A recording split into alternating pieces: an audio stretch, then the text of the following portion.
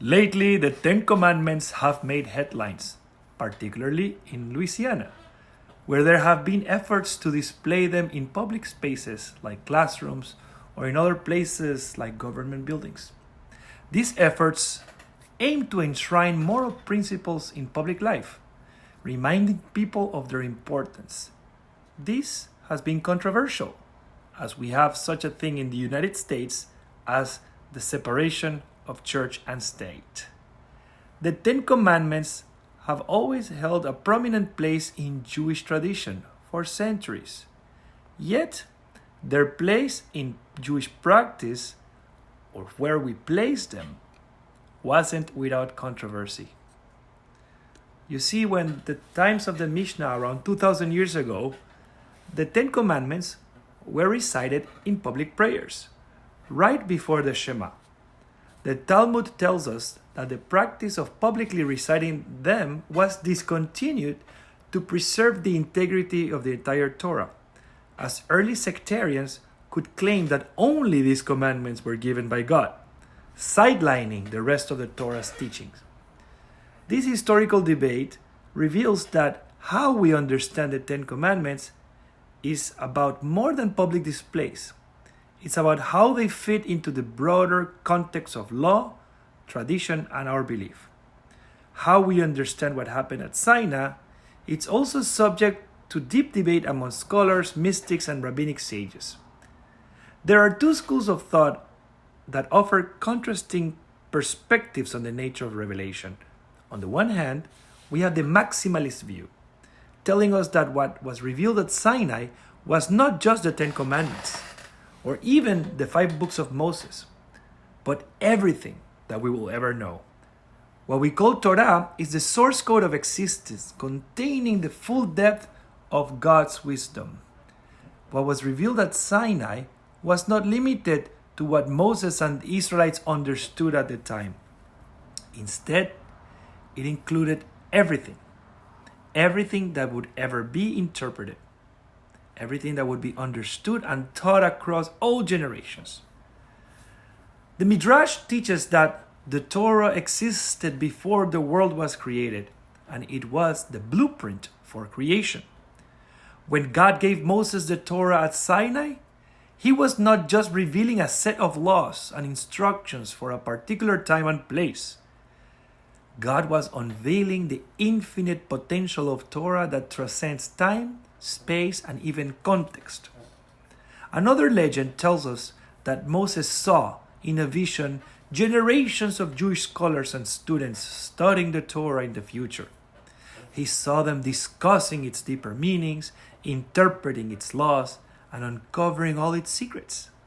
And Moses, in his bewilderment, asks God, "What is this?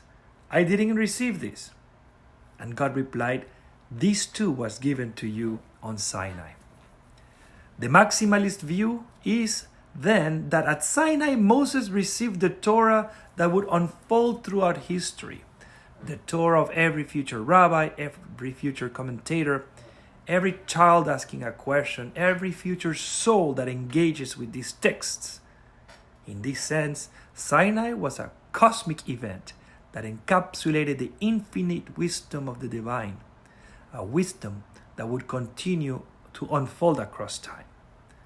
The Torah we receive today, with its layers of meaning, insight, and mysteries, was already present at Sinai, waiting for us to uncover it. On the other hand, we have the minimalist view of what was revealed at Sinai. According to this perspective, the Israelites could not fully comprehend the enormity of what was happening.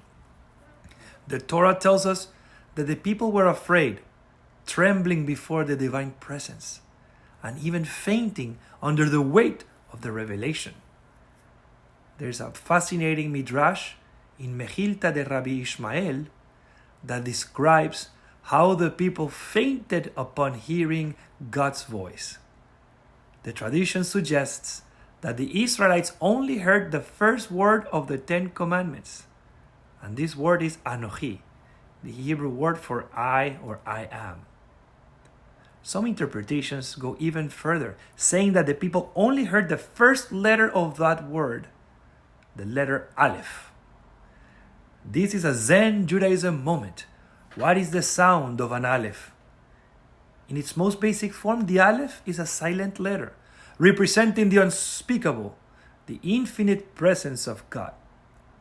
Some interpret this silence as the beginning of all creation, a point of origin from which everything flows. The Aleph is, in a sense, the purest form of revelation. It is the starting signal, the first beat, the origin of all divine interaction.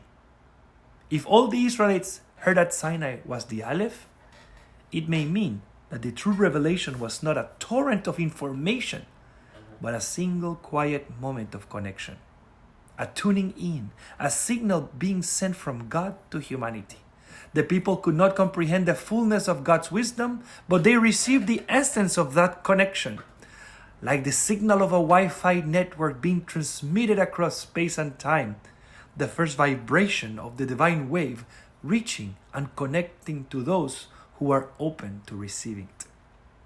The minimalist perspective asks us to focus on the simplicity and purity of the moment, the silence before the speech, the origin before the unfolding.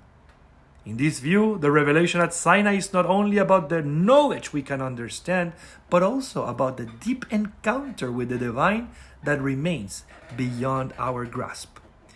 Even if we only receive the Aleph, that Aleph is enough to connect us to God and God's covenant. Whether we lean toward the maximalist or minimalist view, Sinai remains a powerful symbol of the covenant.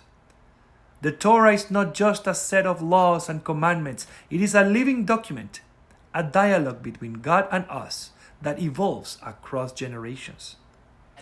Each generation adds its voice and strives to live in accordance with its principles. The gift of Sinai is not a static event, but an ongoing process of revelation calling us to listen, to connect, and to act. As the mystical tradition teaches, the Torah is something we receive repeatedly through each encounter with it. Ultimately, the real question is not whether we display them in classrooms or legislative buildings, but how we live by them. How do we internalize their teachings and embody them in our hearts and in our actions? The spirit of the commandment is fulfilled not by plastering them on a wall, but by letting them shape the way we treat others and conduct ourselves. Let us attune ourselves to the divine signal, whether it resounds in the thunderous voice of Sinai or echoes in the silent Aleph, and live with unwavering commitment to embody the eternal wisdom of the Torah in every aspect of our lives.